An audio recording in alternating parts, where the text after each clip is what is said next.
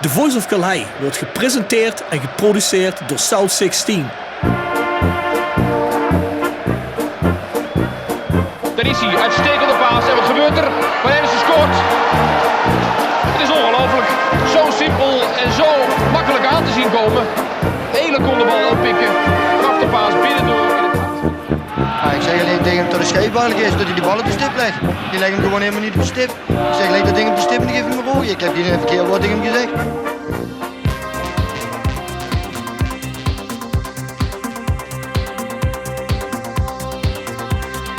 Jong, Meijer goed weggedraaid van zijn man. En een doelpunt. Typisch weer Henny Meijer. Heel knap weggedraaid. Een zeer belangrijke goal. Maar dit is een fantastische poging die goed uitpakt. Aanvoerder Meeuwis. Op het moment dat de zoveelste aanval van Roda lijkt te zijn doodgebloed, maakt hij Meeuwis het wel heel erg fraai af. Kans nummer 2 en een hele grote voor Cissé. Hoe rustig blijft hij? Cissé scoort. Ouaissa en het schot in de korte hoek gaat binnen voor Sammy Ouaissa. Roda virtueel naar de Eredivisie. Maar het voetbal helemaal niet zo slecht. Want in die daar is hij! De paas is weer zover! Doe het! Ongelooflijk, het trauma in Maastricht groeit voor de rest met op 20 minuten nog in de gespeeld.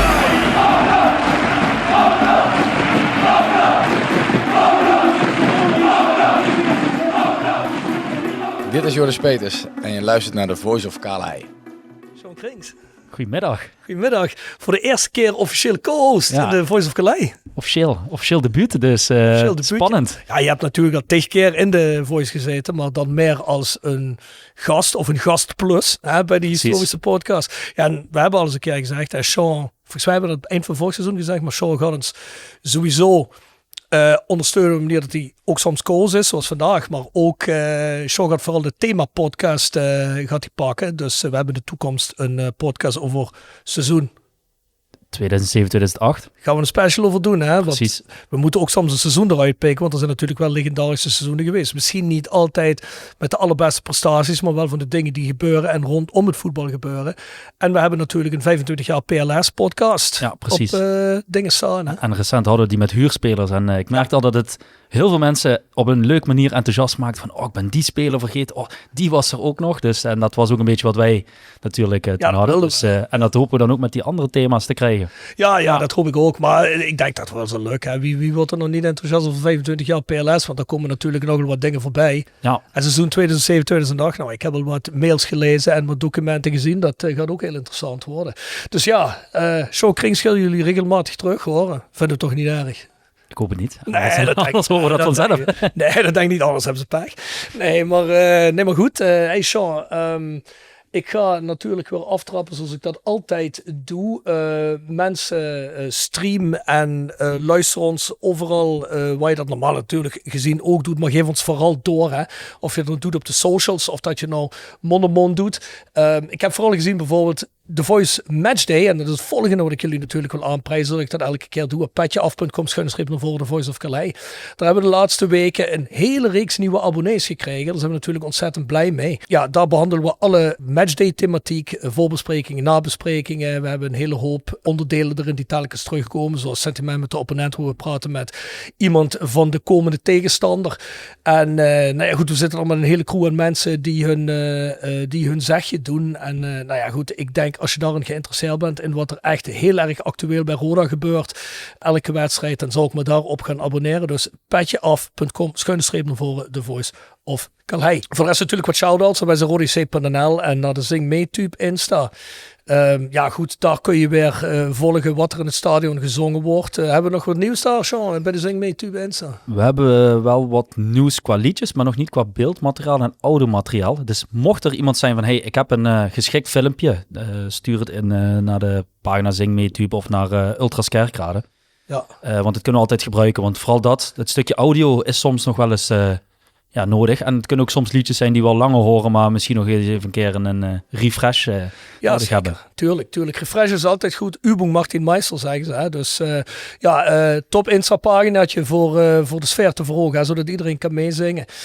Daar kom ik toch nog op wat anders. Ik wil er niet over uitweiden al te veel, hè? Want we hebben het er vooral met z'n drieën, jij, Rens en ik, al heel vaak over gehad. Over wat moet er nou voor die wedstrijd gebeuren? En ik weet dat er mensen zijn die zeggen, dat Limburgs volkslied vinden we fantastisch. Dan gaat iedereen staan, of dan zou iedereen moeten gaan staan, dan gaan we het zingen. Maar wij vragen ons eigenlijk af waarom we dat niet doen met ons clublied. Hè? En waarom dat clublied dan niet qua tekst op dat beeldscherm komt. We hebben een mooi nieuw beeldscherm waar je dat mooi kunt afbeelden. Hè? Ik zie dat heel vaak bij andere clubs. Dan maken ze daar echt zo'n 10 minuten, kwartier voor de wedstrijd, zo'n hele cult van dat mensen ook echt daarvoor naar binnen komen. We hebben het daar met Roda over gehad. Roda wilde erin gaan kijken, maar er gebeurt nog niet veel. Hè? Nee, het zou mooi zijn als daar verandering in komt. Je zou soms zeggen, zo moeilijk zou het niet zijn, maar dat is lastig te oordelen. Nee, en ik denk bij mezelf, het is veel mooier als we een clublied samen zingen, toch? Even voor de wedstrijd, voordat die mannen binnenkomen. Zeker. En je ziet het nu ook, eerste minuut van de wedstrijd is het een beetje ritueel geworden met het Schönst op der Welt. Ja, ik denk als je daarmee de wedstrijd begint en daarvoor heb je nog het clublied, dat toch wel een beetje je krijgt dan een goede sfeer van, dit kan een leuke dag worden. Ja, en lekker lokaal. Hè? En ik bedoel, het is ook gewoon onze identiteit. Dus als iemand van Roda zal luisteren, jongens, laten we daar naar ons eigen aan gaan werken. Hè? Dat Limburgs volkslied, speel dat van tevoren een keer af. Dat is helemaal geen probleem als je dat per se wilt spelen. Maar dat ritueel voor de wedstrijd, laten we dat doen met ons eigen clublied. Daarvoor is het een clublied. Maar goed, voor de rest ook shout-out naar Radio Roda. We zijn dan natuurlijk telkens op www.radioroda.nl te horen op elke donderdagavond om 7 uur met een nieuwe Voice of Calhei. En op zaterdag 10 uur 's morgens met een oudere versie van. Luister ook naar Bronschoen Eickhout. Dat is de andere podcast die ik doe. Is totaal muziekgerelateerd, dus muziekliefhebbers. Ga daar eens kijken. En die zit op dezelfde kanalen als je ook de Voice of Calhei kunt beluisteren. Ja, we zijn dit nu op het nemen, een week voordat de nieuwe podcast uitkomt. Of dat deze podcast uitkomt. Maar de rubriek Bellen met Jordens heb ik het gisteren ook met Bjorn Jegers over gehad in die actueel podcast. Ja, die moeten we nu eens eindelijk starten. Dus ik ga ook nu een oproep doen aan mensen. Mocht je een serieuze vraag hebben aan Jordens, die gaat wel door onze filter heen natuurlijk. Hè. Dus we gaan niet elke rare vraag stellen. Het moet ook een beetje zinvol zijn. Want anders gaan we Jordens niet meer lastigvallen. Ja, daarvan heeft Jordens gezegd, stel me de vraag. En ik ga terug beantwoorden. Dat gaan we als rubriek in de Voice doen. En ja, goed, we vonden dat allebei, zowel Jordens als wij, vonden het mooi naar de directe communicatie naar de fans toe. Hè? Een beetje transparantie. Dus ik vind het fijn dat hij dat doet. Hebben we tot nu toe nog niet gedaan. Dus ik hoop wel dat we deze week nog iets gaan krijgen, zodat we hem mooi ertussen kunnen zetten. Zodat je met deze al kunt horen. Dus, maar in ieder geval, mocht je iets hebben waar je een serieus antwoord op wil, dus ook een serieuze vraag, ook een relevante vraag, dan gaan wij hem stellen, Jordens. Voor de rest natuurlijk seizoenskaartje kopen op rodackerkrade.nl/naar voren tickets. Je kunt er ook losse tickets krijgen uiteraard. Dus ik zou zeggen, ga daarheen en koop ze, want de jongens hebben onze steun nodig. Zoals ook de club. Meer geld dat binnenkomt betekent dat we ook meer dingen kunnen. De Voice of Calhei@south6sim.com is ons e-mailadres. Daar mag je nog altijd heen blijven mailen. Tip van de week. Voetbaltrips.com presenteert de tip van de week. Voetbaltrips.com is de best beoordeelde aanbieder van voetbaltickets en reizen door heel Europa. Of je nou op zoek bent naar losse tickets voor Dortmund of een complete reis naar Barcelona. Met de kortingscode TVOK10 krijg je €10 korting per persoon op het complete assortiment. Ga snel naar voetbaltrips.com en boek jouw voordelige droomreis. Ook gesteund door Eetcafé de Pintelier. Zin in een lekker biertje, borrelplankje of gezellig samen vorkje prikken? In een karakteristieke pand van Eetcafé de Pintelier in Voerendaal kan het allemaal in een sfeervolle omgeving. Onze menukaart bevat wisselende gerechten die stuk voor stuk passen bij de Bourgondische gastvrijheid van Limburg. Tevens organiseren we op zijn tijd een leuk feestje, maar zijn we ook beschikbaar voor een privéfeestje of bijeenkomst. Voor meer informatie ga naar eetcafedepintelier.nl. Tevens gepresenteerd door Jegers Advocaten. Ruist de Berenbroeklaan 12 in Heerlen. Hart voor weinig, nooit chagrijnig. www.jegersadvocaten.nl. En Nextdoor Kapsalon, Nagel en Beauty Salon op de locht 44A8 te Kerkrade. Deze week is onze voetbaltip van de week. Een wedstrijd in de Schotse Premiership. Dat is de eerste keer dat we die als tip geven. Het is een beetje een moet dat zeggen, niche-wedstrijd. Hearts tegen Falkirk. Nou, dat zijn namen die ik al jarenlang, zelfs toen ik klein was, bij Match of the Day tegenkwam telkens als ze die uitslagen door lieten komen. Hearts natuurlijk uit Edinburgh, dus dat is ook een ontzettend mooie stad. En ook een cultclub natuurlijk. Tegen Falkirk, dat is ook zo'n club die telkens weer terugkomt. Dus als je eens een keer Schots voetbal wil zien, maar niet op het allerhoogste niveau, hoewel Hearts het toch best doet de laatste seizoenen. En je wil dat zien in het sfeervolle stadion, in het sfeervolle stad, dan kun je je ticket boeken of je reis boeken bij voetbaltrips.com. En die is in Tynecastle Stadium in Edinburgh op zaterdag 27 september om 3 uur 's middags. En met kortingscode TVOK10 kun je korting krijgen dus. Heb jij nog een tip, Sean? Ik heb zeker een tip. Je zat te wachten, ik zag het. Zeker. Een podcast. Alle geschiedenis ooit en dan grote namen. Daar bespreken ze grote namen in. En ik ben er eigenlijk opgekomen door de podcast over Johan Cruijff. Dus ze bespreken daar bepaalde figuren in de geschiedenis. Ja. En gaan dan eigenlijk hebben van, is het een grote naam? Wat vonden ze ervan? En ja, het gaat echt heel erg uiteenlopen met wie ze bespreken. Van Johan Cruijff tot Alexander de Grote, Vladimir Poetin, noem het maar op. Zelfs Diego Maradona wordt op een gegeven moment ook nog besproken. Heel erg leuk om toch over bepaalde figuren die niet iedere dag worden besproken of heel vaak worden besproken, daar wat meer over het leven van die personen. En ook over Johan Cruijff kwam ik ook allemaal dingen te weten, ook over zijn tijd van Barcelona die ik niet wist. Ook omdat ik natuurlijk redelijk jong ben. Maar wel heel interessant om naar te luisteren. Ja, goeie tip. Ja, je zei net Maradona. En je zei net podcast. Ik heb eigenlijk geen tip, maar dan ga ik er toch in geven. Ik luister elke week naar een podcast, die heet de Underworld Podcast. En dan behandelen ze telkens, het zijn 2 crime journalisten. Volgens mij zijn ze freelance, maar ze hebben ook voor Vice gewerkt en een hele hoop andere dingen. En die mannen die zijn heel vaak op locatie, zijn die aan het verslag geven of artikelen aan het schrijven, voor online en zowel print. Maar die maken dus elke week podcast over alles wat met crime te maken heeft. Je moet er maar eens heen gaan kijken. Dat gaat van de Italiaanse maffia tot de Mexicaanse maffia, tot gangs in de Filipijnen, tot Australische motorbandes, tot de Octomocro maffia. Leggen ze helemaal uit wat dat is, wat dat was en wat ze gedaan hebben, et cetera, et cetera. Dat is altijd interessant als je daar een beetje meer over wil weten. Maar er kwam een maand of 2 geleden er ook 2 episodes langs over Diego Maradona en zijn connecties met de Napolitaanse maffia. En daar liggen toch een paar dingen over Diego Maradona die normaal niet over gesproken worden. Als we het al over Diego Maradona hebben, trouwens ben ik reusachtig fan van, dan niet van, dan ga die maar eens luisteren. Dan kom je ook een andere kant tegen van Diego Maradona. En misschien blijf je ook bij die podcast hangen, wie weet. Het was, bij Diego Maradona was het ook geen grote naam, maar een dubieuze naam, want die bespreken ze ook. Dus zowel grote namen als dubieuze namen. Dus dat sluit wel goed aan bij de podcast waar jij het dan over hebt. Nou, dan ga je die van Sean luisteren. En als je een beetje wil uitdiepen, ga je die van mij luisteren. Ja, precies. Ja, dat gaan we dat doen. Ja, mensen, we zitten hier met Joshua Nisbet. Joshua Nisbet praat natuurlijk nog geen Nederlands. Dus vanaf nu gaan we hem in Engels doen. We hebben het al een keer gedaan, destijds met Ike Oekbo. Dat was volgens mij in seizoen 1 of 2, dat weet ik al niet meer. Het zou kunnen zijn dat het seizoen 2, want het was 2019, 2020. Dus Sean heeft nog alle getallen klaar. Ja, het eerste seizoen was het... of was het wel het eerste seizoen? Omdat De La Vega toen instapte. Ja, dat zou kunnen, weet ik niet meer. Okay. Ja, mijn geheugen is verbrand zo ongeveer. Dus ik geloof je meteen. Maar ik weet nog dat we bij Marco van Hoogdalem in dat oude boerderijgedeelte zaten van de Bernardeshoeve. Dat werd toen het 's avonds altijd heel erg koud. Maar ik weet nog dat we daar toen met Ike Oekbo zaten. En die hebben toen in Engels gedaan. We hebben er ook wel eens 1-2 in het Duits gedaan. Maar deze gaan we weer in Engels doen. Dus ik hoop dat iedereen er klaar voor is. En welcome, Josh Nisbet. Thank you for having me, guys. Was that a too long a wait, or was it all right? No, it was all right. It'd just be great if I knew what you were saying. I just sort of watching you both. You don't understand a word of Dutch, right? No, I'm trying to learn a little bit, but I found the pronunciation quite hard. And when I look at words, it's different to the way I believe they would have been said to the way they are. And it's not the most easiest language, so... That's what always everybody says of their own language. But I think talking-wise, it's easier than grammar. Grammar is hard because there's a lot of exceptions, but I don't think you need to grammar, right? Maybe are you going to write a journalistic long read now, right? I don't think so. So how are you doing? Yeah, I'm doing good. I'm enjoying my time here so far. It's only been short, but I'm really enjoying it. Yeah. Well, before we forget, we're going to kick off with Cherk sent you all our things. Yeah, he sent me a few questions. There you go. There you Some go. research. Well, you can do the first one. You got a hero of the week. De held van de week.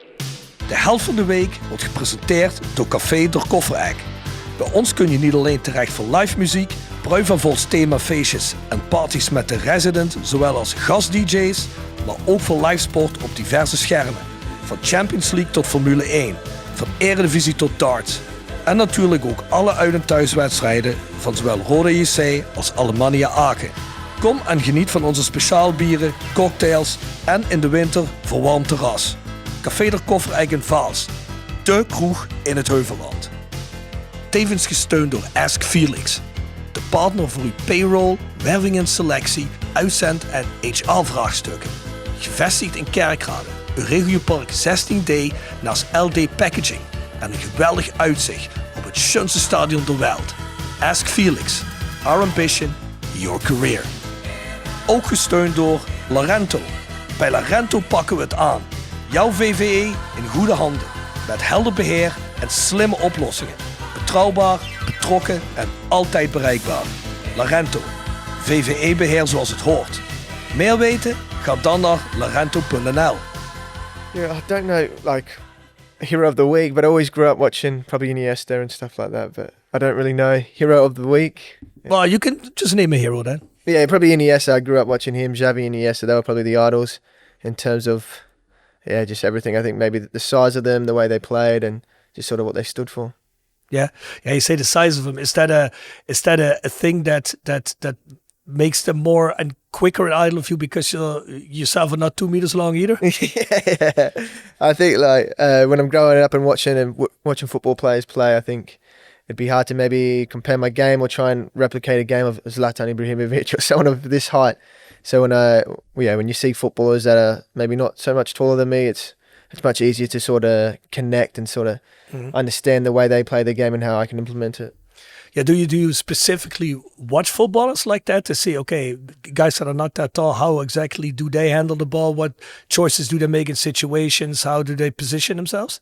Yeah, I think maybe you're not like consciously you look for small players, but when you're watching a football match and you see someone who's doing really well and the size of them, and then you start thinking, okay, I can see some similarities, what they did compared to what I would have done. And I think some of the best players in the world are probably obviously still learning from everyone, and you can take a little bit of something from any player really and add it to your game. Well, Messi's not that big either. Yes. And are there any other players with your height that you rather watch? When I was younger, Valbreno, but this was just purely to his height, and I think maybe his ability to change of speed, being so short, and he's quite quick off the mark. So, yeah. And how's your time been at Roda at the club until now? Yeah, it's been good. I think we've started the season, I'd say okay. I definitely think we've got the belief and quality to do better. And then I think on a personal note, I've enjoyed my football so far. I've got a lot more to offer, but in terms of the players and the staff, I'm getting along with everyone really well. And off the pitch, life is good with the players. Yeah, the vibe is good. Yeah, I'm you go to some teams and you get some bad people, or maybe not bad people, but people that don't mix in with the group as well. Mm-hmm. And I think this year, especially, the group is very good. Oh, it's good to hear, because, I mean, I can imagine if you have a group where immediately people don't mix in, or people are have a weird attitude towards you from the get-go. I can imagine that it's not good for your how you perform in the field either. Huh?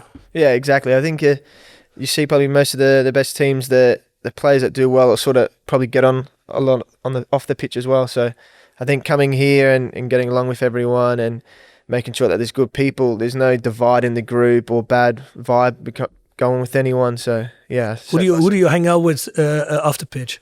Off the pitch, I hang out with Jay and Kun and Marco. We play Tricky Mickey, a card game. So they taught me this. Tricky Mickey, what's that? It's kind of, I don't really know how to explain it. You play cards, and if you can't beat this card, you have to play your lowest.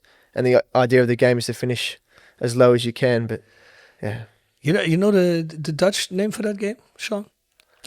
I played a lot of cards when I was young, but I can't remember. It might be a game that everybody says, Rob, it's a fucking game. Why don't you know that? Yeah. I think it's one of these ones where, because in Australia we call it something different. So what you call it in Australia? Australia we call it 21. It's not blackjack, but we call it 21. Oh, okay. And they call it Tricky Mickey here? Tricky Mickey here, yeah.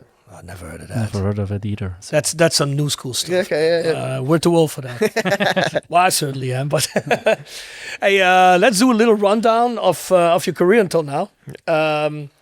Born as Joshua Jeffrey Nisbet on the 15th of June 1999 in Penrith. Yeah, correct, yeah. There you go. New South Wales, right? Yeah. Well, you started your professional career at Central Coast Mariners in 2018, is that correct? Yes, that would have been, correct, yeah. Did you play for any amateur or youth teams before? Yeah, so I was born in New South Wales in Australia, and Australia being so big, Dad's family was in Queensland, and then sort of the rest of the family was in New South Wales. Queensland, for the people that don't know, is a whole bunch up north in Australia. Yeah, this is about a 10, 11-hour drive from New South Wales to where my dad's family is, and I think about the age of 8 or 6 or 7, around this age, we moved up there, and I spent most of my childhood there until I got the opportunity with Central Coast Mariners in 2017. Oh, 17, okay. So yeah, I joined in the youth team in 2017, and then fortunately I was able to do really well in the youth team. And you played for a team in Queensland before? Kinda, never a professional team. It was always maybe like, it's I don't know how to say. Yeah, top amateur. Type of. It's football, because we're assuming it's an amateur team and a league team, but is football organized in the same way in Australia as it is here? Because here you get your amateur leagues and then pro football. Well, unfortunately in Holland, the football pyramid is so weird that you can't get relegated from the division we're in now, and not promoted from down there. But in Germany, you can just, or in England, you can just, or in Scotland, you can just move up the ranks. Is it the same thing in Australia? No, it's a little bit like in the Netherlands. So we've got a professional league called the A-Leagues. Yeah. And this is the only actual professional league in Australia. But you get a premiership and a championship. Yeah, so in Australia, if you have the most points at the end of the season, this is the premiership. But Australians, I believe it just maybe the culture, but the grand final, which is when the top 6 or 8 play against each other and the last 2 survive.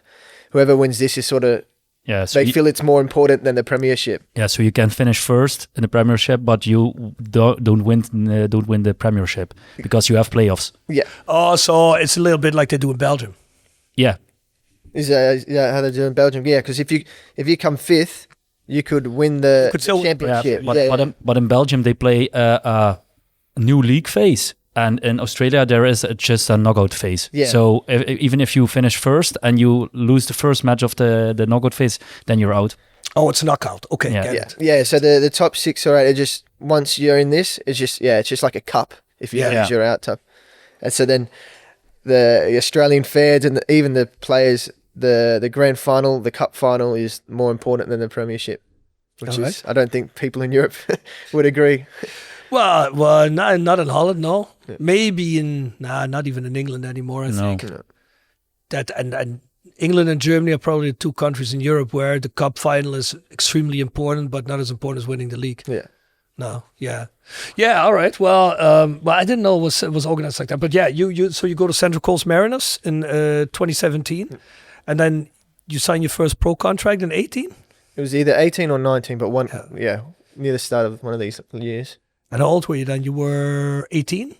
I think if it was 2018, I would have been 18. If it was 2019, 19. I don't quite know which one. It doesn't 19 or 20, something. It's all good. It's all good. So then after that, you go to Ross County. In 24, 25. You only stay for a year. We'll talk a little bit more about that in a minute. And then you come over to Roda in 25 to play for us for 2 seasons, maybe hopefully more. Who knows? When I was looking at your profile, you've been awarded the A-League Player of the Year award in 2024. Won the AFC Cup in 2024, and you have been a Socceroo since 2022. My question was, what is this guy even doing in Kerkrade? Because it doesn't sound, and I mean, we're happy, but it sounds like a player that would be usually not attainable for a club like Roda. Okay. So I believe the season before I went to Ross County, I had quite a good season. Usually I was maybe Sounds like it. When you're player of the league, then usually I'm like a number 8 sort of, but in my team, I think due to injuries and the style of play, I moved to a position number 10, and I had a good ratio of goals and assists this year, and fortunately I was able to get this Player of the Year award, and it came to the end of my contract, so I had I guess sort of all options available because I didn't have to pay for transfer fee or anything, and I think unfortunately there was clubs that were interested but a little bit reluctant due to my height and all. So then when the opportunity came, I had a few offers, and at the time Ross County was the best. How frustrated is it that the thing about height is always seems to be the crucial issue in these things? Yeah, for me. I've had it since I was young. I was never tall and grew small. I was always small and just. How many times did you have to listen to someone saying, "Oh, you're not going to make it. You're too small"? A few. I think for me, it never bothered me because I always believed I would make it. But I think for my parents, it was a bit more of it hurt them a bit deeper than it did I, because no one wants to hear that for their son or their child, that someone else is going to just due to nothing they can do is going to stop them from achieving what they want. Was it a victorious moment when you got the League A Player of the Year award, showing everybody? So this is what you can reach. Everybody's been critical about me and my height. Yeah, a little bit. I think it is nice to get these awards and sort of stick it up to some people that didn't really believe in you, but it was just more of a happy moment for my family. We probably maybe 4 years prior, you're thinking, is he going to become a professional? And to be able to get this award, it's a nice moment. Yeah, because you were saying you were playing in the forward position in that season, because that was the season you guys won the AFC Cup too, right? Because I saw the lineup and I saw you as a left winger position maybe, or as a forward. I was like, what the hell? Why is he not playing on a 6 or an 8? But I guess injuries. Yeah. So just the way the team happened, I wasn't quite a left wing, but I was just under the striker, but a little bit on the left side. So I was quite forward and it wasn't really box to box. It was more just up front. But it worked out well, and it was more the team accolades that made it worth it. Yeah, and the AFC Cup. Can you put in perspective what that is in Asian football? Yeah, so the AFC Cup would be like the equivalent of the Asian Europa League. It's changed since I've left, but at the time it would have been the equivalent of Europa League, but for Asia. Yeah. So in Australia it works that the team that comes first goes into the Asian Champions League, and then the team that comes second the year prior would go into the Europa equivalent for Asia. And well, that's about the same as it will work here, I guess, right? Yeah, depending on which country you are, obviously. Yeah. And the Australian clubs, are they competitive in the Australian of in the AFC or? So it's a little bit of a hard thing to say, because Australia is quite a selling league. We have like the average age of players would be quite young. Mm-hmm. So the team that does really well the year prior, a lot of the time 3-4 of their 5 of their best players are getting sold.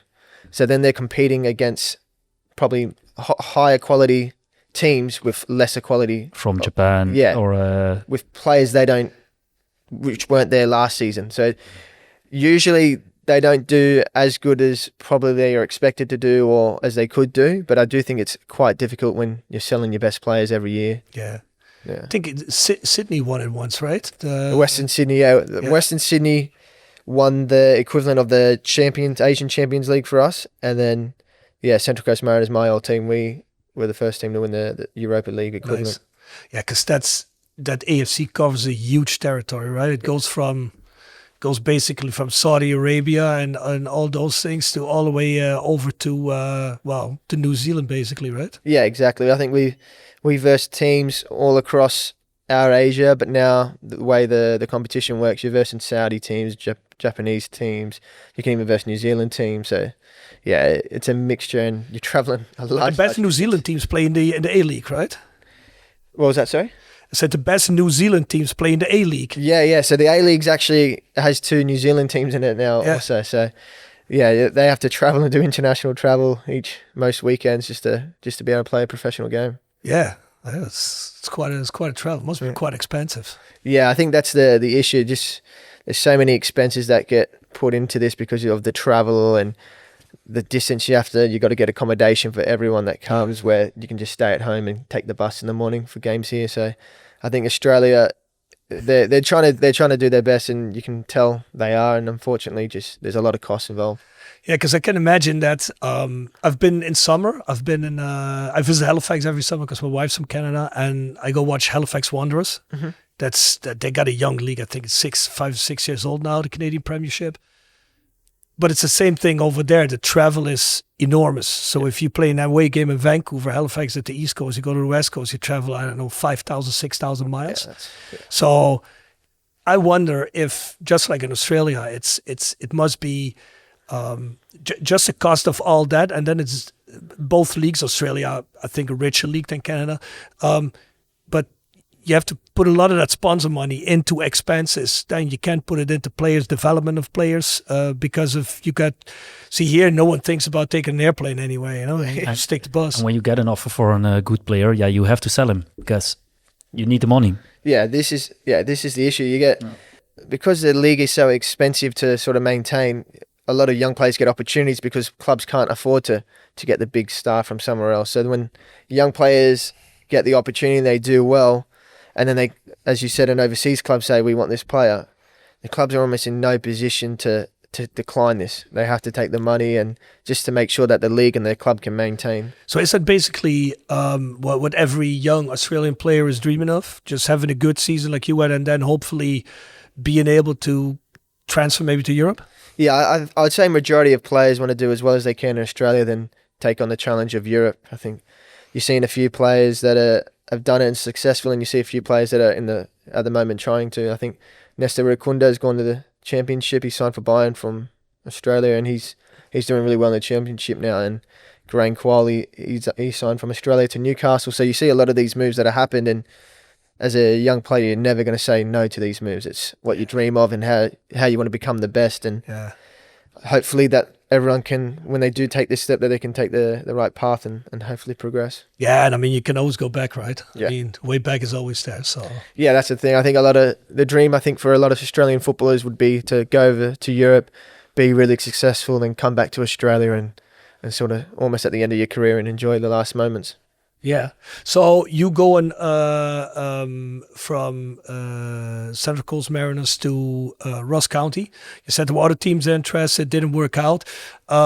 Did you think, all right, I got to grab this chance? Or were you maybe like, do you think in hindsight maybe I should have waited a little bit longer? Yeah, I think hindsight's very hard.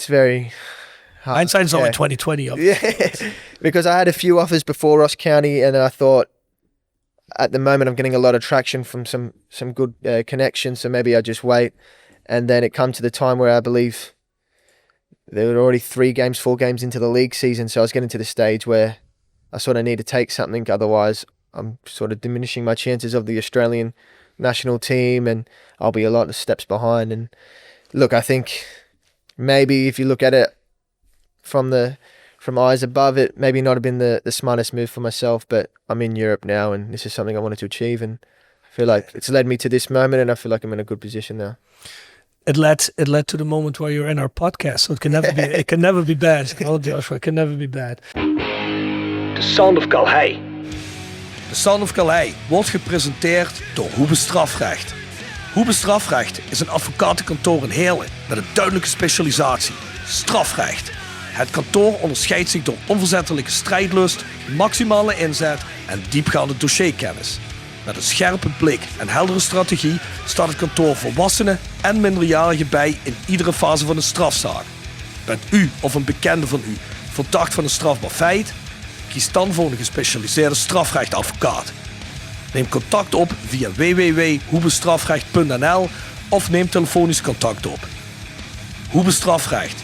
Strijdvaardig, overtuigend, aan uw kant. Tevens worden we gesteund door PC Data Logistics Automation. De partner voor leveren, installeren en onderhouden van geautomatiseerde ordeelverzamelsystemen. Zowel lokaal in kerkraden als globaal over heel de wereld. Zoek je een uitdagende job? Kijk dan naar onze vacatures op pcdata.nl. Ook worden we gesteund door Wullenweber Keukens. Wil jij graag kwaliteitskeukendesign dat ook bij jouw beurs past? Ga dan naar Wullenweber Keukens in de Boebegraaf 1 te Schinveld. Do you have a song that you can put on a playlist? I have the Azazam by Ed Sheeran. I think it's a summer song. It's quite light. You hear it in the radio quite a lot. So yeah. What's the title? Azizam. S? Azizam. It should be. Yeah, we'll put that in. Is that your favorite kind of music? That kind of stuff? Or? Yeah, I don't mind radio. I don't really have a playlist on my phone, so I just usually have the radio on and yeah. Are you a big music guy or no? I don't know. I'd say if a song comes on, I probably know some lyrics. Yeah. Maybe not all of it, and I try and sing along, but I wouldn't be sitting at home with music headphones on. Yeah.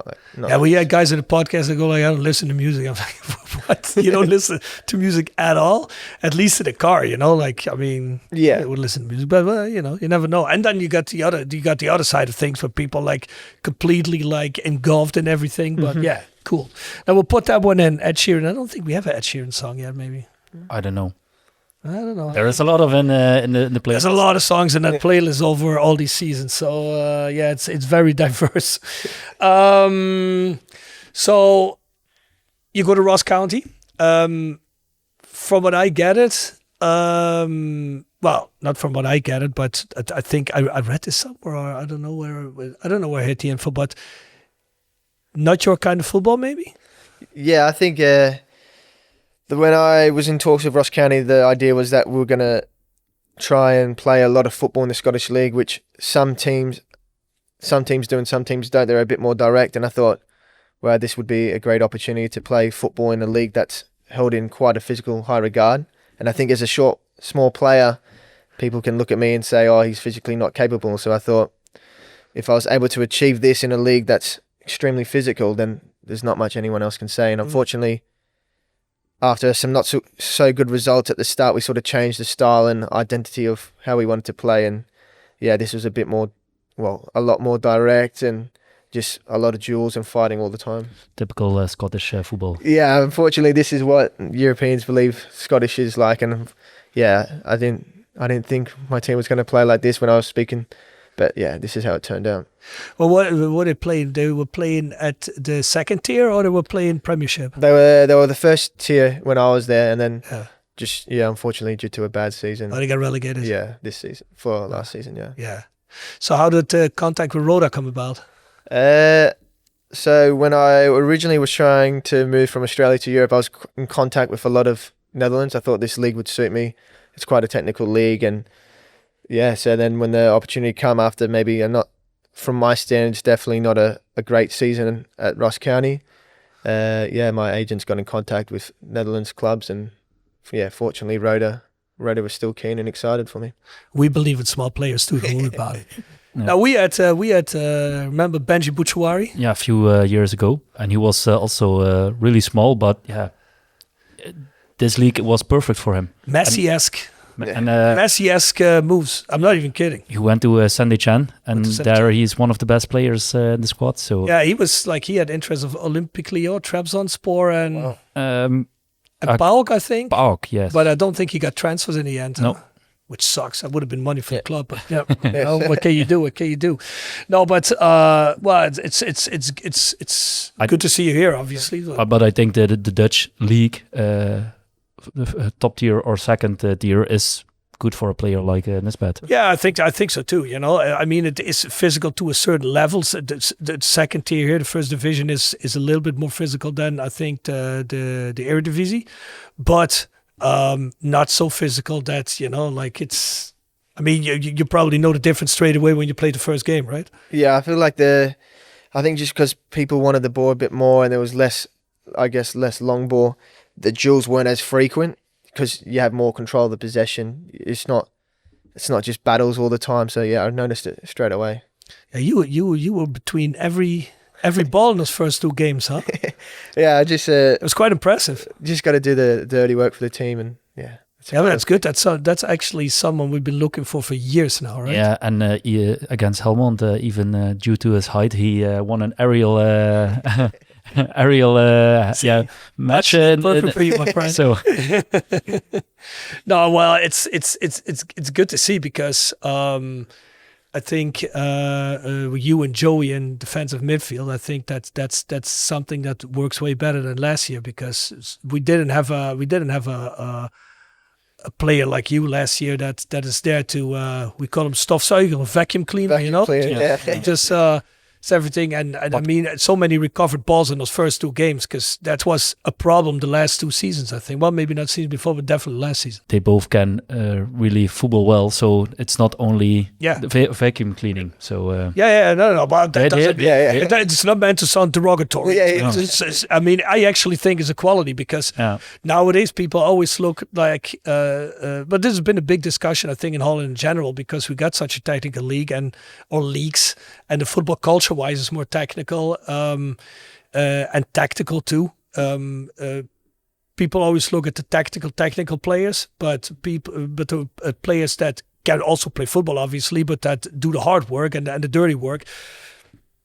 There's been a lack of. I remember we had our not a former trainer, but Jurgen Streppel, the coach before that, in the podcast. He always says, a number 6. Well, go find me one.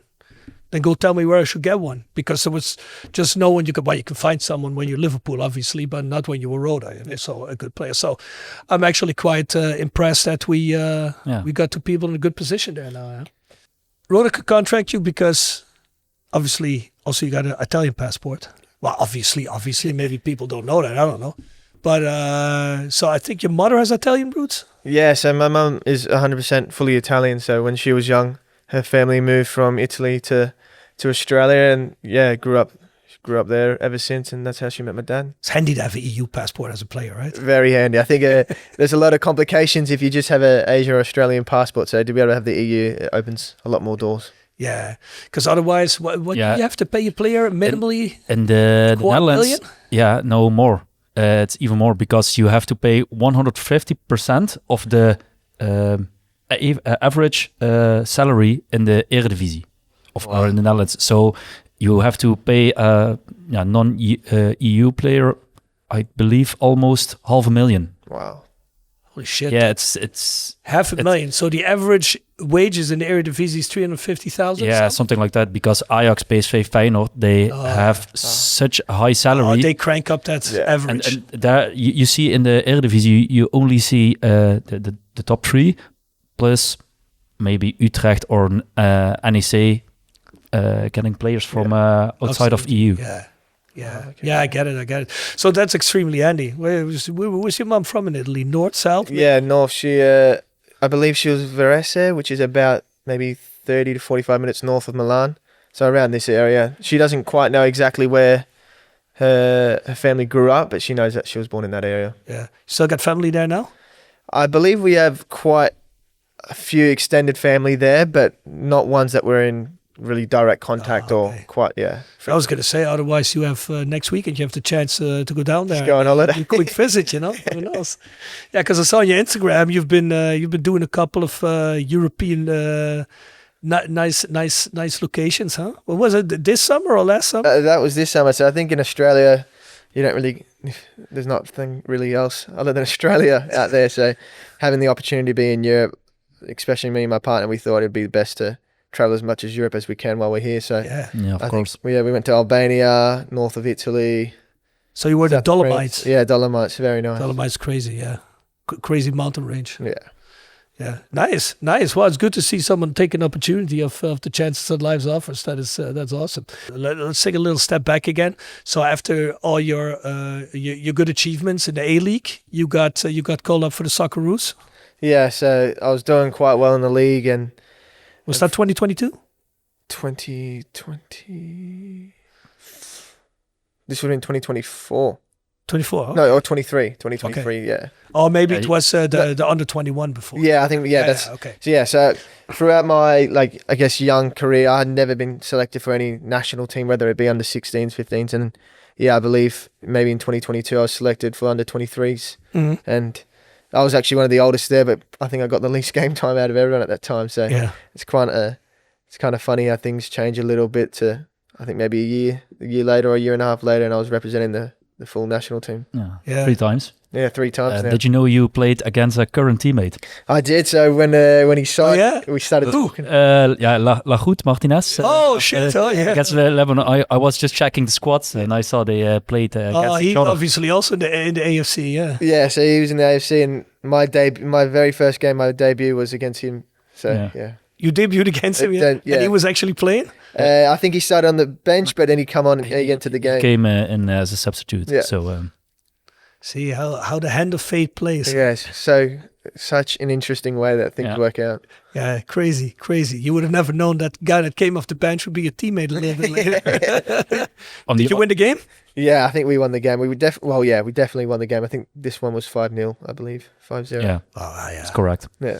I mean, Australia obviously is a football force out there, so we should be winning it against Lebanon, right? Yeah, I think we're slowly building to even bigger, but yeah, we have quite a few tough nations, but I think with the increase of the World Cup capacity, I think Australia should make it most times. Yeah, and it's this qualification round is the first time you didn't have to play any playoffs, I think, to get there, right? Yeah, direct qualification. A little bit. Read a little bit in the press when they got qualified, and everybody was like over the moon that there wasn't a playoff necessary for it.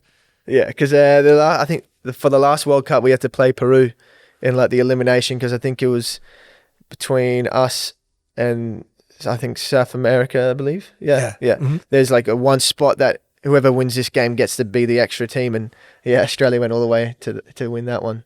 Yeah. Where this year wasn't it with a penalty shootout? It was penalty shootout. I remember that. Yeah, and this year, we a little bit during there was a bit of turbulence where we wasn't sure, but it was more in the beginning of the campaign, right? Yeah.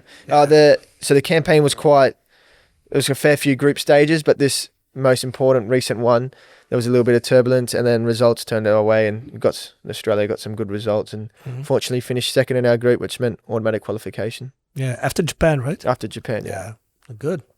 Wow, that must be a relief. I saw how that qualification actually continues into a fourth round, where all the numbers 2, 3, and 4 of the groups go to a separate stage, and then the number ones get qualified, and then the runners up in those groups play in a group stage where they play. Now they have a 4th or 5th round for all the last spots. It's because they play teams from South America, from the Caribbean, from like everybody gets stumbled in there, and then another 2 winners come out of that. Yeah. That's pretty crazy. So you get chance after chance after chance. So, well, obviously because there's a big Indonesian heritage here in Holland from colonial days.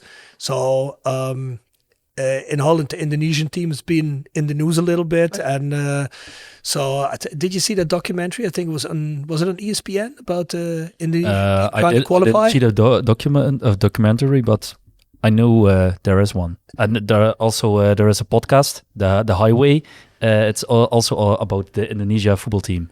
So because I got a lot of players now that have Indonesian roots, but that have a Dutch passport. Okay, yeah. So that gets it a lot more attention out here too. But the game against Australia was in there too. Yeah, I think they went 1-0 ahead and lost 4 or 5-1 or something, right? This is what happened. It was quite a crush, but I mean, they ended 4th or something, or 3rd in the group, so they go still on go to the 4th playoff games. Okay. Yeah, well, we'll see about that. So, well, what do you think your chances are appearing next year in the World Cup? I think they're a little bit difficult. I think if you look at the Australian squad, and then when you look at the Australian squad with players in my position, I think we have 2 players playing in the Bundesliga for St. Pauli, and then you have 2 players on your position. In my position, yeah. Then you have 2 players in similar positions playing in the Eredivisie, and then you have a few players in the Championship playing. So unless I was doing extremely well, which is what I'm going to strive for, and. But it's going to be difficult, but I'm going to do my best. We have to make a little bit of waves on the socials, huh, Sean? Yeah. Get attention. Well, there was still a couple of people around in the fan community that had contact with Graham Arnold back in the day because of but he's not your coach anymore, right? No. He's not coaching Iraq, I think, right? He was the one that gave me my debut for the Socceroos. When I was determining where I should go before I went to Ross County, Roda was in a very good position to get promoted, and he was actually in contact with the club, and he was telling me if they get promoted, this will be a great move, and Yeah. But unfortunately, yeah. Yeah, because I remember people were in touch with him and asking about you, and they say, yeah, he's a perfect player for you guys. Yeah. Wow. And then, So he was still selling you this season too. So he must have. No, but I mean, Graham Arnold played for us for 2 seasons, but was very popular. Scored a whole bunch of goals. Was crazy, pretty crazy forward. He's a great striker. So good. But he's a good human being too. Yeah, I feel like when I was in the camp in the Socceroos and the International, he made you feel welcomed and made sure that you felt good. And then I think he was more focused on making sure that the players felt comfortable, that they felt connected, so that when they do go on the pitch, they fight for everyone, they fight for the nation, and yeah. Sucks a little bit that he's not a coach anymore, huh? Because that would be someone who gave you a debut, so you always remain a little bit more in the picture with someone like that, I guess. Yeah, I think, he gave me my debut and I played, and I think he sort of built that trust where potentially if he was still the coach and I was doing well, I may get selected. But yeah, I think the most important thing is just doing well now and pushing at the door. De aftrap. Sportcafé De Aftrap presenteert De Aftrap. Sportcafé De Aftrap is dé plek in Kerkrade om sportwedstrijden te kijken, terwijl je geniet van onze uitgebreide biercollectie en heerlijk eten. Van overheerlijke loaded fries tot onze befaamde cocktails. Je geniet ervan terwijl je Premier League, Bundesliga, Eer- en Eerste Divisie, Formule 1 en nog veel meer kijkt op een van onze schermen. Sportcafé De Aftrap. Ouderwets gezellig sport kijken met vrienden. Tevens gesteund door Van Ooyen Glashandel. Sinds 1937 vervangen en repareren wij al uw glas met veel passie en toewijding. Met 24 uur service. www.vanooyen.com. En Stokgrondverzet uit Simpelveld. Voor al uw graafwerk, van klein tot groot. Onze gravels staan voor u klaar. Tevens gesteund door Roda Artic Front. En Stichting Vrienden van Roda JC. Deze aflevering wordt mede mogelijk gemaakt door Victa Coaching. De nummer 1 personal training studio in het Heuvelland. Wij helpen ondernemers en high performers om meer energie te krijgen, stress te verlagen en elke dag te presteren op hun hoogste niveau. Ga voor meer informatie naar www.victacoaching.nl. Let's say you come to Roda to prepare for a match. On a match day, how does your day look like? On a match day, I'm quite chill. I just relax at home usually, maybe go for a little walk if my partner would like, and maybe watch TV, and I guess not so much focus about the game, just sort of, just relax, and then by the time the game comes, you hear your meal prep, and I like to take my time when getting ready. I don't rush it. I just like to not sort of put much thought about the game until the whistle goes. So you don't have any special preparations or rituals? When I was younger, I used to have passer at this moment and have all these little things, but as I've sort of gone on, you had passer at this moment and you still played bat. So what was the point? So now I don't have any superstitions or any things I must do. No morning routines. No morning routines. Okay. It might just as well. I mean, some people hold on to that, but I don't think it really makes a difference. I have a few players that left foot before the right foot and this type of stuff. Even I have them as well. Not in this team, in my old team. They used to. I know one player, he had to hop on the field with his right foot, and he would hop off with his right foot. Where is Ross County? In Australia. Actually. Australia, yeah. Well, if it works for him, it could be a mental thing. I don't know. You live in the area? Yeah, I live in the area. Oh, that means he lives in Maastricht. No. Don't worry about it. There's a lot of players that live in Maastricht, so yeah. Well, it's a beautiful city. It's a beautiful city, but by the way he says it knows he's already been informed about what it is. Yeah. That is enemy territory. Yeah, it is enemy territory. It's not the city; it's the people. So okay. Yeah, that's true. Yeah, enjoy the city, not the people. Okay, this is what I want to be hate mongering here. It's all good. No, but good. But you feel like you've acclimated a little bit in the area already. Yeah, I think so. Yeah, I think. I mean, let's be honest. Maybe we don't. We have a hate-love relationship with Maastricht, but it's a nice city to take to live in, right? Yeah, I think it's quite youthful and there's a lot going on. And for where we were, my partner and I, when we were in Scotland, we were quite in a quite north area, so there wasn't a whole lot to do. And yeah, that was far away. Yeah, that's very far. I think I looked that up. That's very far north. Yeah. So the scenery was beautiful, but in terms of what you want to do on a normal day or just the vibe going around the place, it was a little bit maybe not for us. I think I think the average age of the population would have been much higher. Yeah. So sometimes cafes are closing at 3 in the afternoon because the sun's already started going down. So for young people, let's go out for a coffee. You can't do is closed. This is weird. So and then we liked Edinburgh, which, as you said, that was I think a 3.5 hour drive. So unless you sort of have 2 days off, you're not making this journey. Yeah. Well, I can imagine that, especially being a partner of a footballer, because I mean, a footballer is training, working all day, doing stuff, doing his games. So also away from home a lot. Your partner needs to feel content too. They need to be happy as well, because otherwise, if your partner starts moaning, what the fuck are we doing here? Then that's never a good sign and never good for you on the field either, I think. Yeah, that's exactly why this move has been so good, because we're in a beautiful city and it's doing really well, and there's so much going on. And I think also where we were, because it was so far north, a lot of the players' partners didn't move. They just stayed in their hometown. So there was no partners there that she could hang out with. There was only one or two or a couple, and most of them had a family, so they're not really socializing. They're making sure the family, the kids are fed and all this stuff. So where we are now is much better, and she gets along with the family, the partners here, and it's been so much better. We're still waiting for the little visa because she only has Australian. Yeah. So we're just waiting for that stuff, but once that's all done, it's completely good. Don't worry, you have a Canadian wife. They're slow with it. Yeah, they're slow. Okay, but you'll get it. Yeah. Well, you got a European passport, so yeah. But I think people sometimes underestimate, the choices footballers make. They're like, well, why don't they come play here? I mean, and you probably don't have that prejudice, but a lot of footballers from up north in Holland think if they have to move down south here, that they're moving to a completely different country. That is all kind of, they want to live in the bustling cities like Amsterdam, Rotterdam, Utrecht, all near there. And they got sometimes a weird view of what it is here. And then once they're down there, like, oh, it is beautiful. Yeah. And, but I think behind the scenes, like your partner has to be happy, your family has to acclimate.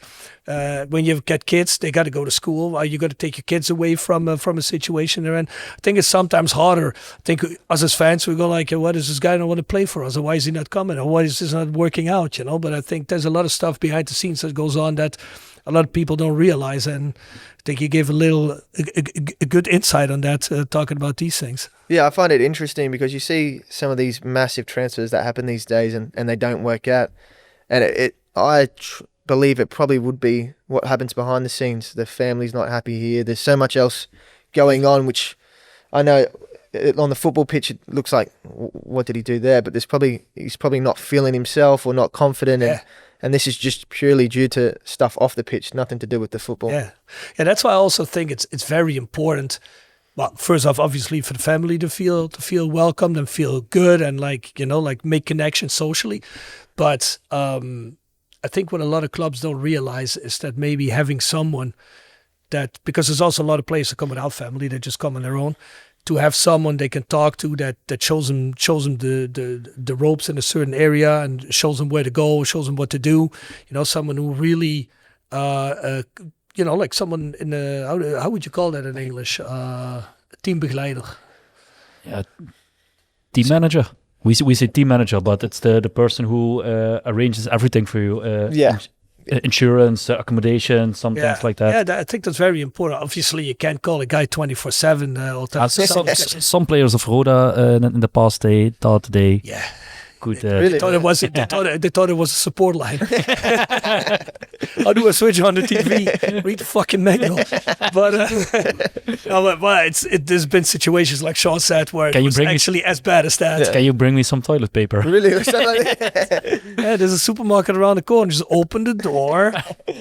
Yeah, it's pretty crazy. But I mean, someone that sometimes I never thought it was a bad idea, but I sometimes think that clubs or maybe also players, but I don't want to say that everybody's like that. But I think that, and maybe that's too close to comfort for some players and maybe for clubs, but I think that sometimes fans could play a big role in that as well. You got people, like as long as you're not a punisher or a stalker, take a player out for a cup of coffee, like make him feel welcome, make him feel, like this is, like this we can do this or you can do that. You sometimes get players that come from backgrounds that they just don't eat certain foods and they don't know where to find certain foods or restaurants in an area, It could be handy like that. Yeah. Like a support network of like people that, And some people are very on their own, but some people, they need someone else Socials, they need social contact. I wouldn't mind. So if you want to go out for a drink, hit me up. Yeah. In Maastricht? I'll go to Maastricht. They get craft beer in Maastricht. Yeah.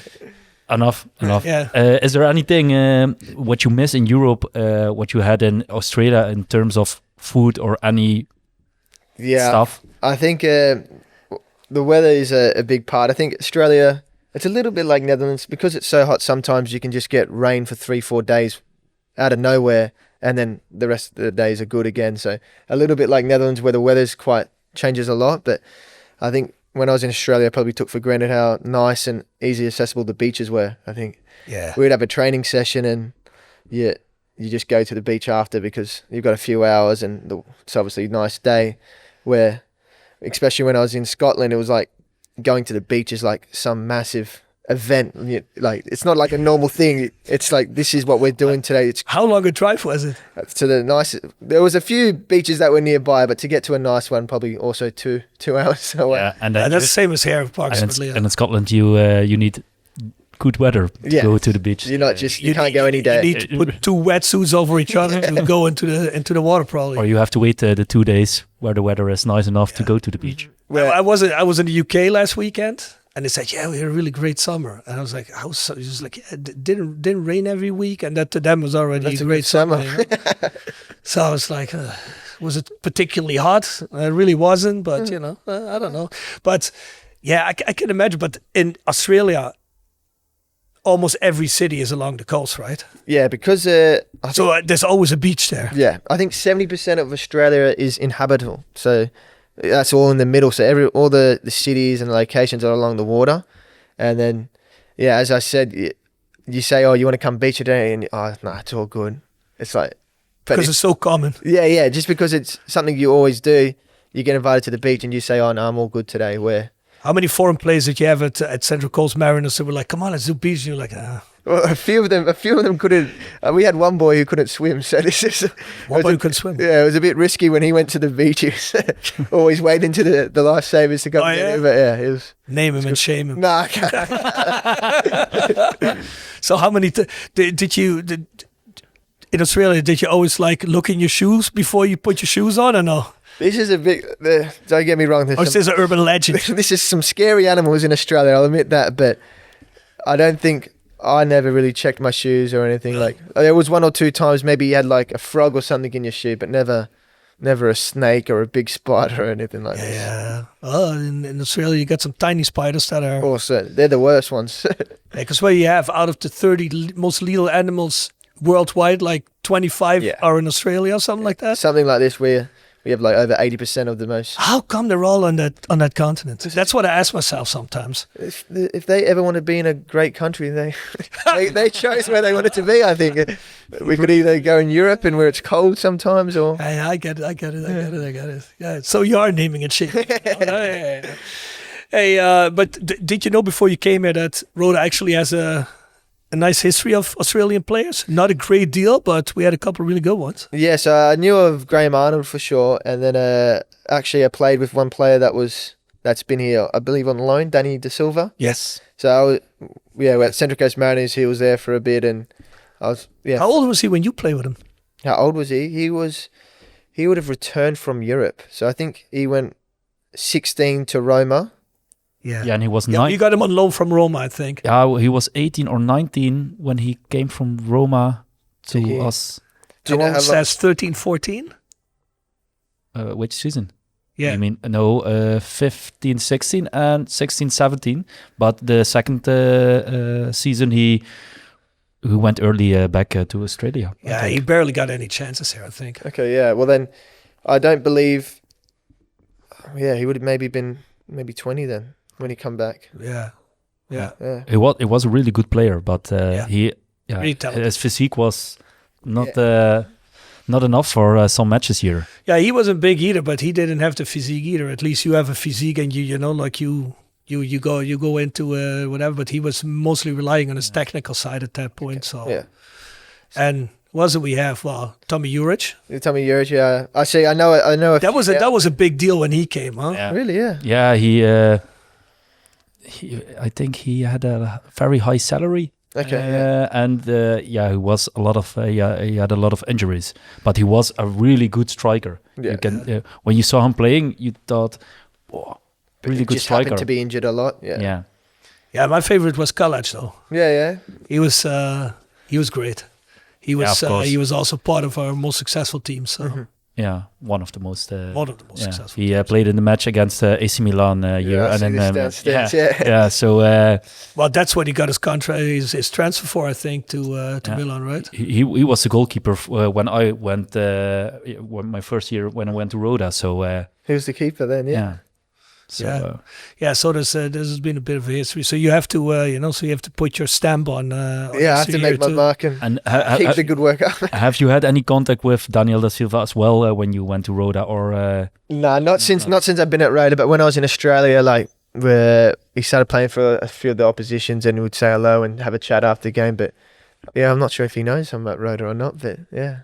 I don't know. Should send me a picture like, took your position, mate. I definitely might say this. Jonas Jol. Wordt gepresenteerd door rodajc.goals. Het Instagram-account voor je dagelijkse portie Roda-content. Iedere dag een doelpunt uit onze rijke historie. Van Aruna Kone tot Shane Hanze. Van Bob Peters tot Dick Nanninga. Volg rodajc.goals op Instagram. Tevens gesteund door Metaalgieterij van Gilst. Sinds 1948 uw plek voor gietwerk in brons. Van brons, van Gilst. En Hotel-restaurant de Veilerhof. Boek een overnachting of ga heerlijk eten in het mooie bergdorpje Veilen. Voor boekingen ga naar www.veilerhof.nl. Tevens mogelijk gemaakt door Aspro Brews.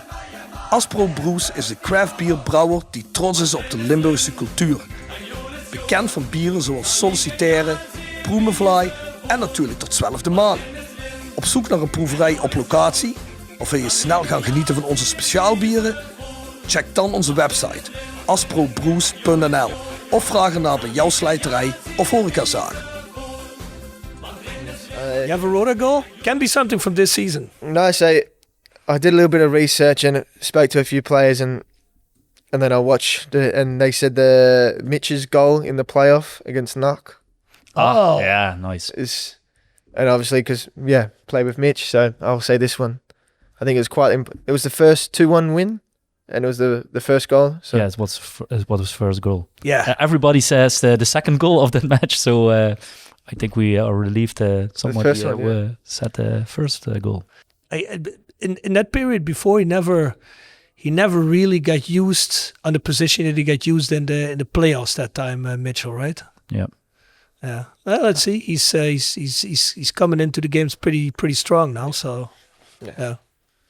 He was quite relieved when he scored that first goal. Yeah. Well, I put it in the top 3 for the moments of the seasons until now. I hope you got a good moment later on, but I put that one in. I got to give you a couple choices. You're gonna make a choice. And you're gonna hopefully tell me why. Okay. Midfielder or attacker? Midfielder. Yeah. Better position, or you like that more because you got your Player of the Year award for a attacking position, right? Yeah, but I just feel like a midfielder. You sort of, when you grow up, you have a bit of everything. You can defend, you can attack. So, and usually they're a bit smarter. So I'll go midfielder. Usually, not all the time. Well, I like someone with confidence. Great assist or a crucial intervention?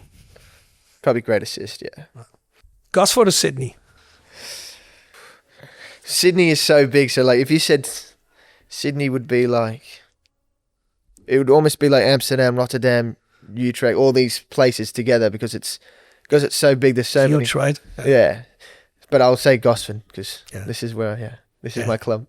That's where Santa Cruz Mariners is located. For people that are wondering why Gosford. Outback or Highlands?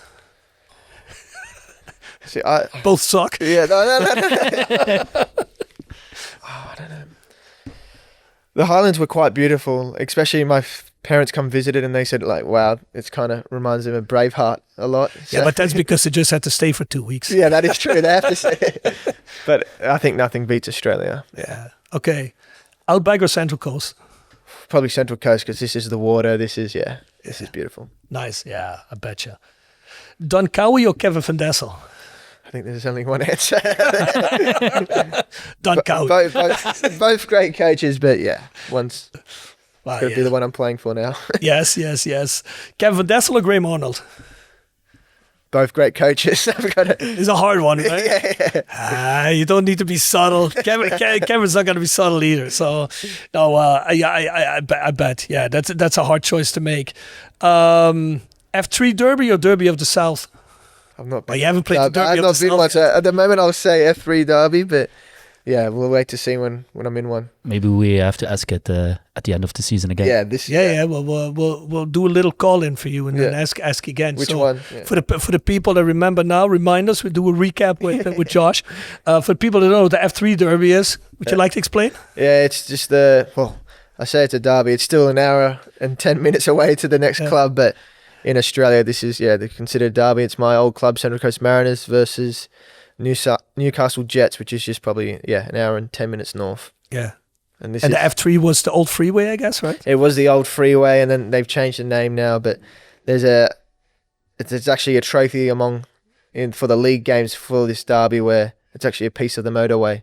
Yeah. And the club that wins the most in this season gets it versus each other. Yeah.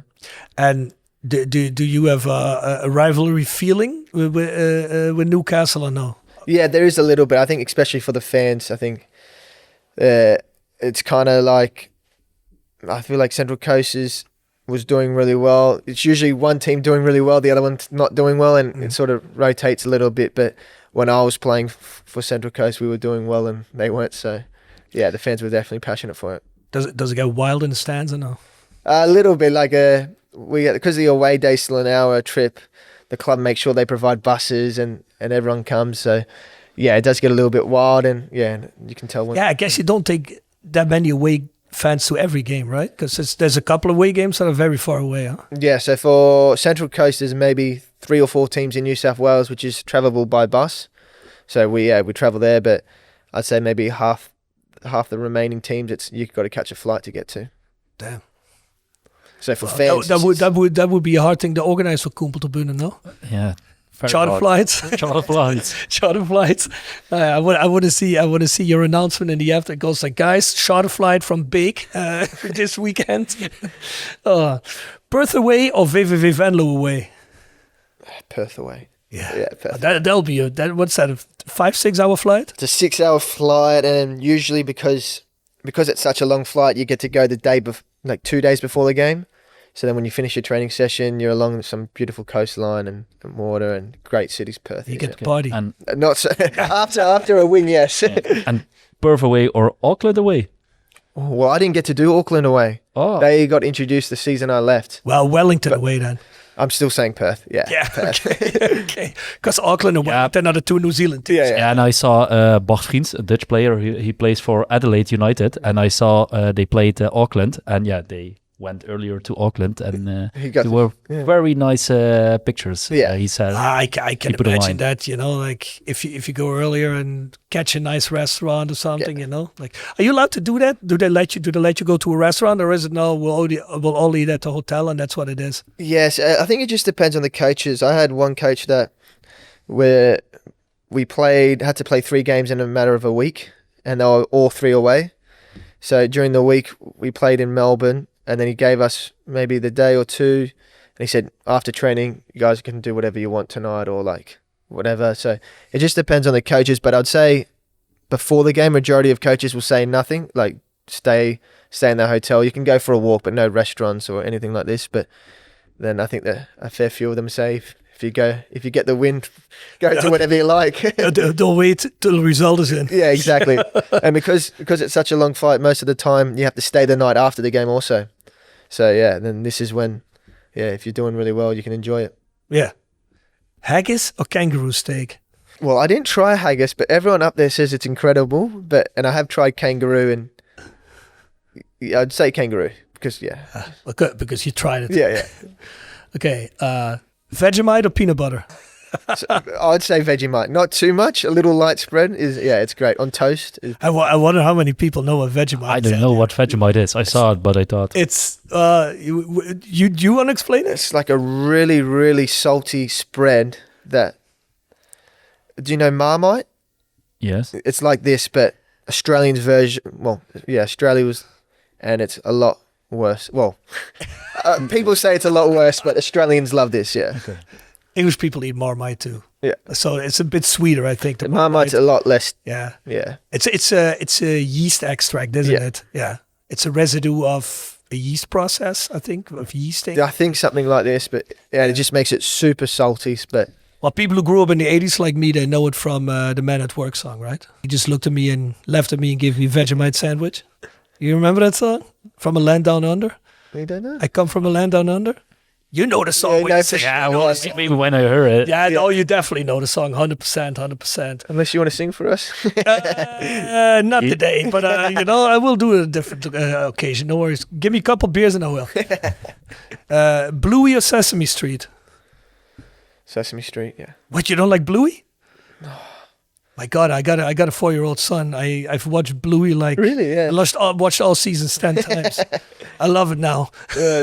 People who have a young kid will agree with me probably when they listen to this. Everybody else are like, who the fuck is Bluey? It's an Australian cartoon. That's what it is. Dustin Martin or Lionel Messi? Lionel Messi. Yeah. No. Care to explain who Dustin Martin is? Nope. No, you don't know. I don't know. You know who it is, right? I don't think so. No. No. That seems to be the top Australian rules football player right now. Okay, I think maybe I know who you're talking about. Oh, I mean, AFL, Australian. Yeah. Aussie rules. Yeah, no. See, I don't support this. Aussie rules. Yeah. Yeah, but I know who you talk about. Yeah. Okay. Well, I thought maybe you'd be into that too. You know. No, not me. Because this is it's weird. In Australia, you have Queensland, New South Wales, Victoria. Mm-hmm.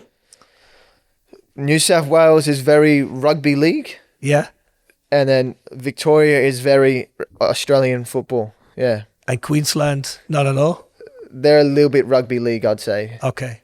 Because I think Australian rules football and rugby are two biggest sports in Australia, right? I'd say football is number 3.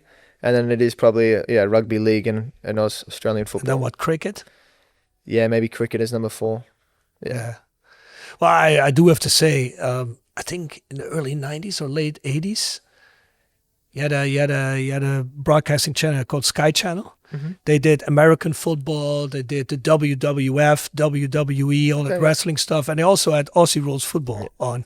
So I always used to watch it. I even knew the rules back then, but I forgot all about it. But it looks like the roughest sport in the world. Yeah, I think for a foreigner, if they were watching this, they could not comprehend what's going on and what the rules are, but I think if you speak to most Australians that enjoy sports, they'll know, exactly what's going on. Yeah. And you can just, whack each other whenever. And that was never for you? No, I didn't stand a chance.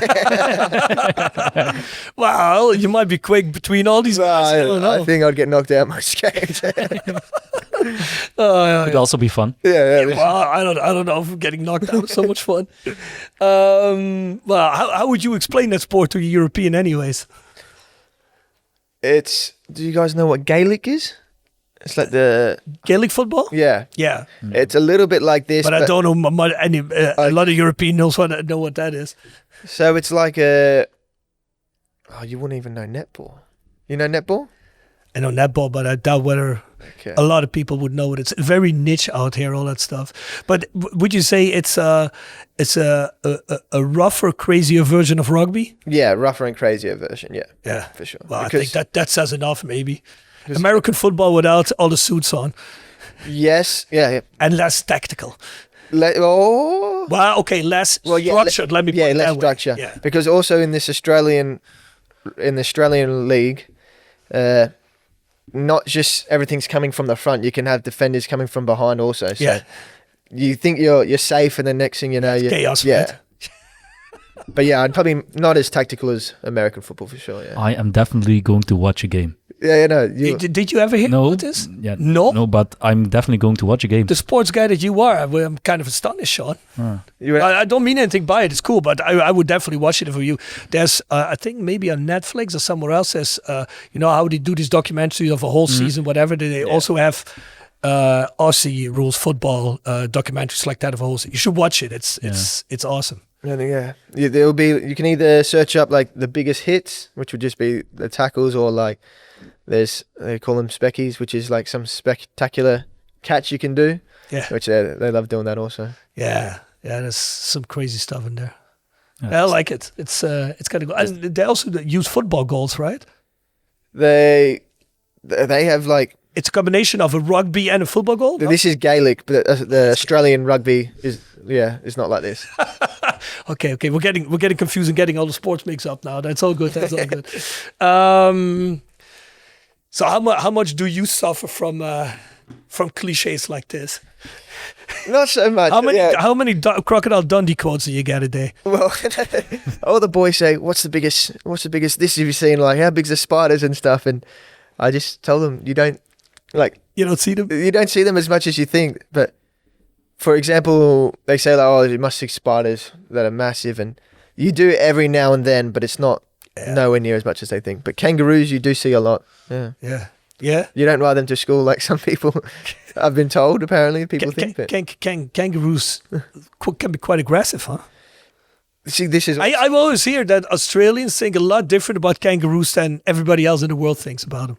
Yeah, like kangaroos that if a kangaroo was here and you tried to move towards them, they would just skip off.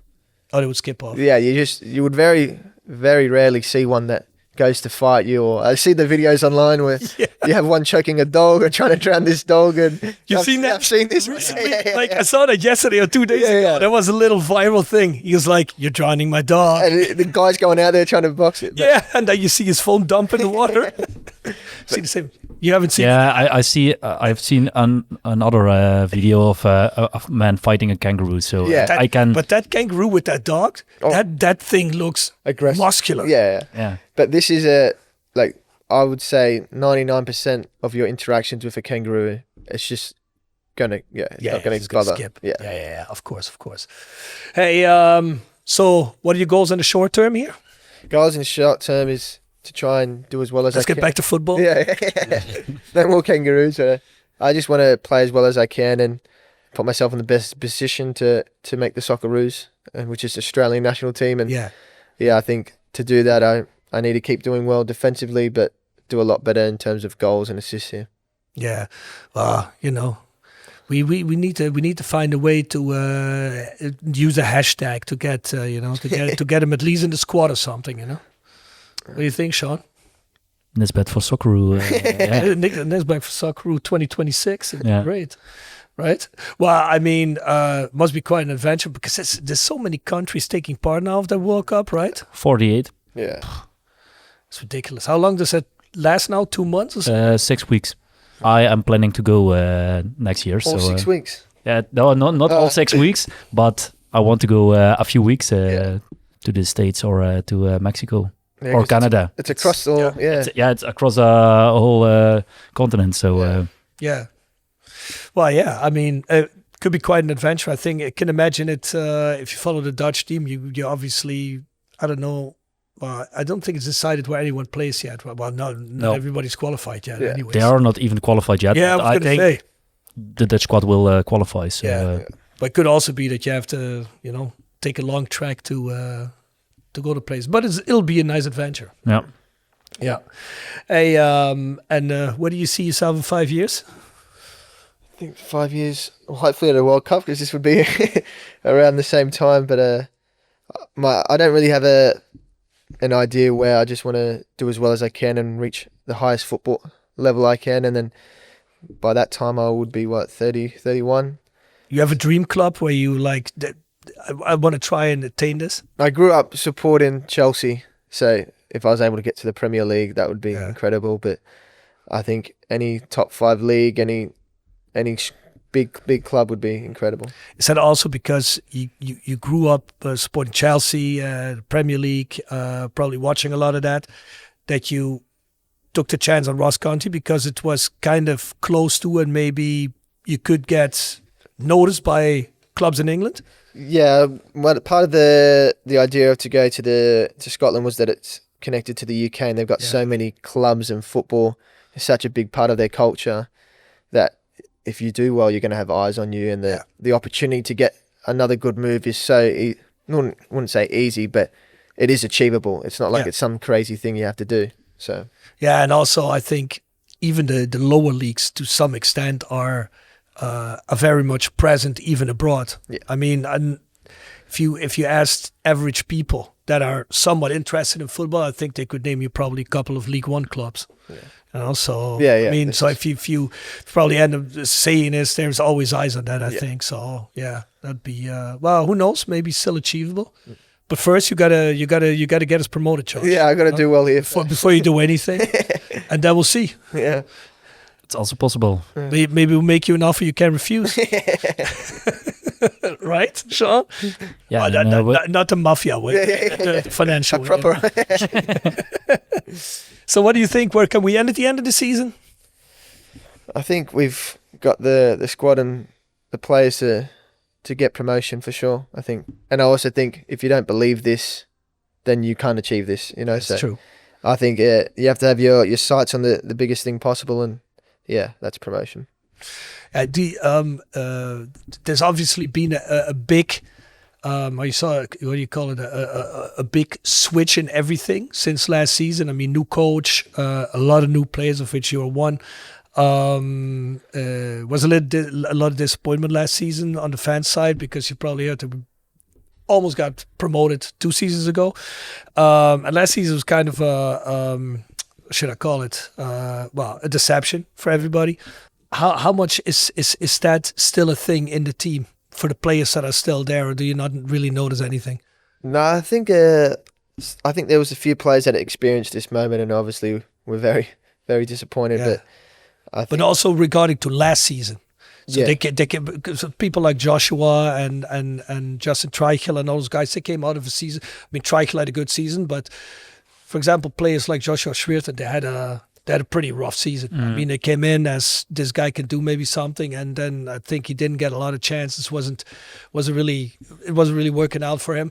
So I could imagine that if you take that vibe into the new season, did you notice anything of that, or was it all like positive vibe from the get go? No, for what I experienced and for everyone I was talking to, it was more like this is a fresh start. We have a new coach. Things have changed around here, so there's no point focusing on last season. We can only control what we can control. Yeah. So, and especially with some of the signings and everyone getting along so well, everyone was excited for this season. So there was not much thought about, or not even much conversation about what happened last season. Yeah, well, it's positive, I think.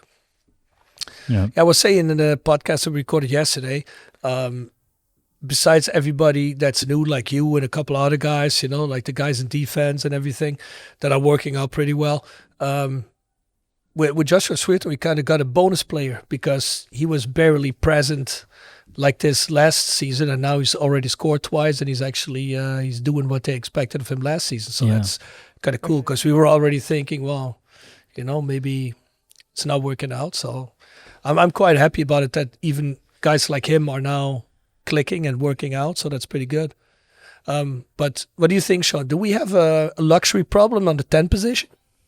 I think we do, but that's not a problem. Better a luxury position than it depends on one player, and if they get an injury, you're nothing.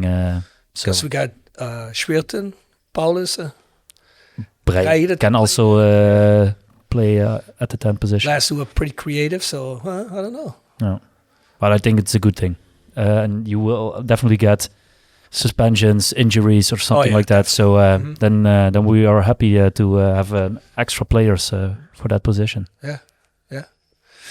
Yeah. Well, I actually have to say I'm quite impressed how it's going now. I didn't think to start. Well, that's maybe also what you take from the last season into this. How was this going to be? New coach, everything.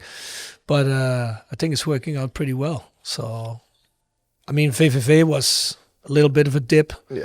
Although you were the better team, but Yeah, it was not a good game from us. But how like you it's like the concentration wasn't there for a couple of crucial moments, especially coming out of the early goal and then the early goals again in the second half.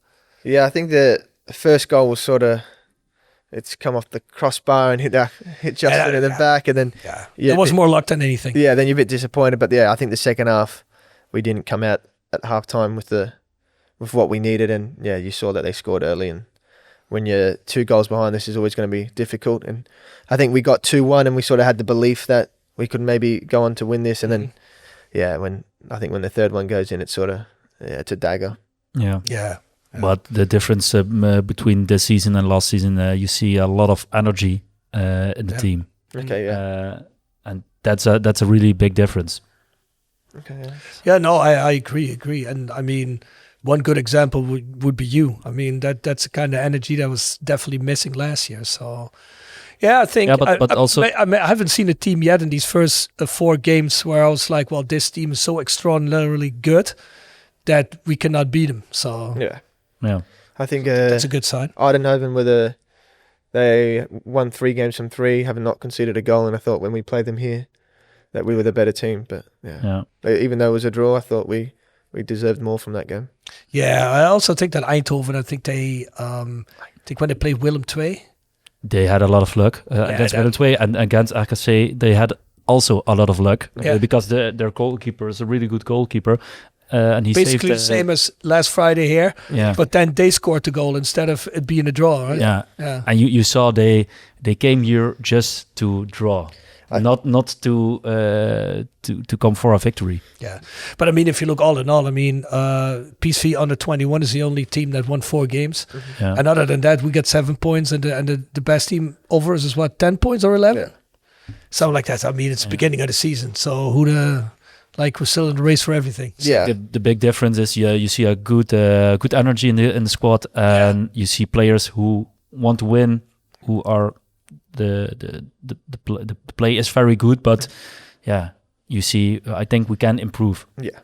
But the energy, I missed it the last season. Yeah. Okay. So.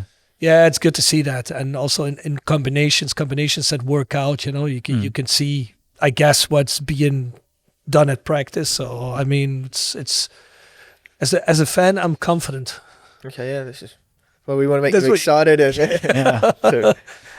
great. That's great. Hey, to conclude the podcast, do you have a moment of the season until now? Het moment. Wordt gepresenteerd door Herberg de Bernardeshoeve. Weekendje weg in eigen streek? Boek een appartementje en ga heerlijk eten met fantastisch uitzicht in het prachtige Mingelsborg bij Marco van Hoogdalem en zijn vrouw Danny. www.bernardeshoeve.nl. Ook gesteund door Allround Solutions Klusbedrijf. Allround Solutions Klusbedrijf voor al uw binnen- en buitenklussen. Van overkappingen, tuinaanpak en klussen binnen het huis. Voor vragen en informatie stuur een mailtje naar ask.info@ziggo.nl of ga naar onze Facebookpagina. Ook gesteund door Café Het Haagje. Bezoek ons gezellig dorpscafé in Merkelbeek op onze vaste openingstijden iedere donderdag of vrijdagavond. Wil je je eigen party organiseren in ons bruin café of in onze grote zaal? Mail dan naar info.haagje@gmail.com of stuur een DM via onze socials op Facebook en Instagram @het Haagje. Ieder feestje is mogelijk tussen de 10 en 300 personen. I have to say, wait, before you start, because we have a one in, one out policy. So let me name you first what moments we have that are, of which you have to throw one out of. I get rid of one. You get rid of one and you put in one. So at the end we have 3 moments left. Yeah. Well, the 3 moments are Jelle Kleine, who's the main the chef sport at the local broadcast. He put in the ambition of Kevin van Dessel, and the ambition is because he spoke, like you said, about the ambition that the team has to get promoted, which is very fresh because our last coach was like, well, we are number 9 in our financial household, so maybe we play around that position. No one wants to hear that. So. And I don't look at the table. Yeah, I don't look at the table. No, I don't look at the table. Yeah. Then we have Kevin van Dessel himself, who put in my first day as head coach at Roda. Okay. So be careful what you throw on. Yeah, I think. And I put in yesterday the way Pauli celebrated after his first goal back in Roda. That was his celebration was going to be my one. So it was going to be your one. Yeah. Well, shall we just leave it in then? Yeah, because he was kissing the badge or grabbing the badge, and he showed a lot of passion when he scored. It was, you could tell. You could tell that the team was very happy for him too. Yeah, I think. Because some people are not from this area, and you see someone from this area and he scores this goal and how much it meant to him. Yeah, it was quite refreshing to see that this is where a good club. This means so much to everyone. Yeah. So. Well, good. Well, we'll just leave it in. That's awesome. Okay, yeah, that's good. I don't have to get rid of one. I'm happy we're on the same wavelength. Kevin's can stay in there. Leave that to someone else. No to Kevin. Did you hear me? Every player that's going to be in here is going to be like, oh, Kevin, maybe one of those two out, I think so, yeah. Everybody's afraid. No, well, great. Well, we'll keep it like that then. Okay, that's good. That's a good compromise, right? Yeah. Is there anything you want to get rid of? Anything you want to say to the fans, or you? No, I just like to say I appreciate the support so far. I think I get a few claps, and it really means a lot. But just want you to know that I've got more to show. So I hope you look forward to it. That's great. Well, I have to say, concerning what I've been hearing about you amongst fans in WhatsApp groups online, it's nothing but positive. Okay, that's good. Everybody's impressed by the way you play, so including the two of us. So thank you. No, I think you're doing great. So keep up the good work. Yeah, and maybe we'll talk to you later in the season. Who knows? For sure. Cool. Yeah. Wow. Thank you, Joshua. De vrienden van de podcast. Onze nieuwe hoofdsponsor, UNIV Verzekeringen. Jegers en Teerling Advocaten. Next door Kapsalon Nagel en Beauty Salon. Hotel Restaurant De Veilerhof. Herberg de Bernardeshoeve. Van Ooyen Glashandel. Ask Felix. PC Data. Café Het Haagje. Stok Grondverzet. Metaalgieterij van Gilst. Wullenweber Keukens. De Vrienden van Roda. Voetbaltrips.com. Sportcafé De Aftrap. Larento VVE-beheer. Hoebe Strafrecht. Victa Coaching. Eetcafé De Pintelier. Café Kofferrek. Asper Broes. En Roda Artic Front. Roda fans uit. Roda fans from? Joshua Nisbet. Is that right? Yeah. That's a nice Scandinavia, but it's all good. It's all good. It's all good. Oh, sorry guys. I like your astonished face. Yeah. That's great.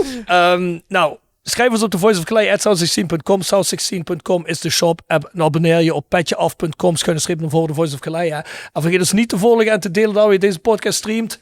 Tot volgende week.